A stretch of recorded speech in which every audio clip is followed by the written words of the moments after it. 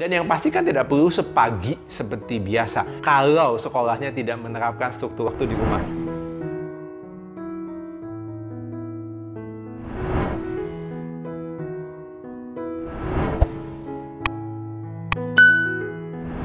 Nah, gimana caranya supaya kita tetap bisa melakukan yang terbaik, ya, menerapkan struktur itu di rumah, gitu ya.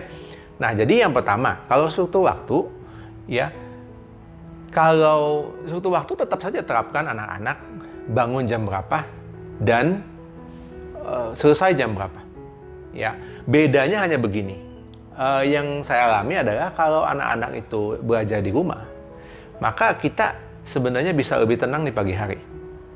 Karena biasanya kan kita perlu waktu commuting, kan, perjalanan dari rumah ke sekolah.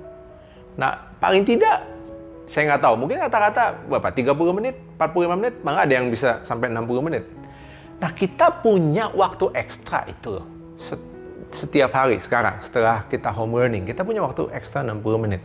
Itu berarti sekali. Artinya begini, kita bisa lebih mengendalikan kita punya waktu pagi. Jadi kalau anak-anak kita mau bangunkan seperti biasa mereka sekolah, ya tetap barangkali mereka perlu dibangunkan, tapi tidak perlu kita gubrak-gabruk, kan? Karena kita punya ekstra 30 sampai 60 menit. Iya kan? Artinya mereka bisa lebih tenang. Dibangunkan juga lebih tenang. Ya. So, bangunkan anak-anak dengan lebih tenang daripada biasanya. Mungkin kalau biasa perlu diteriakin. Kalau ini sebenarnya yang paling mudah untuk bangun anak-anak itu bukan diteriakin, tapi justru di tap. Ya, tap. Kemudian orang tua nunggu 3 menit, tap lagi. Itu membangunkan. Ya, yang paling bagus adalah sudah mempersiapkannya di kemarin bahwa kamu akan dibangunkan jam segini ya, gitu. Oke. Dan yang pasti kan tidak perlu sepagi seperti biasa kalau sekolahnya tidak menerapkan struktur waktu di rumah. Oke, jadi beda-beda tiap sekolah. Oke. Kalau memang sekolah menerapkan struktur waktu itu harus on secara online, ya, oke, berarti banguninnya mirip-mirip.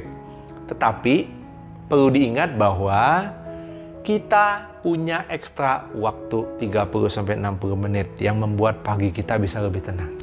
Oke, itu bedanya. Kemudian kalau struktur waktu itu artinya begini, kalau anak-anak selama waktu mereka belajar, biarkan mereka belajar. Kalau waktunya lewat, sebisa mungkin ya, karena ini akan ditentukan oleh hal yang lain atau faktor yang lain, tapi sebisa mungkin tenang saja, cukup cek saja apa yang membuat mereka lebih lama daripada jadwal. Kalau memang lebih lambat atau pelajaran tentu perlu waktu lebih banyak, dicek saja kesulitannya di mana. Oke.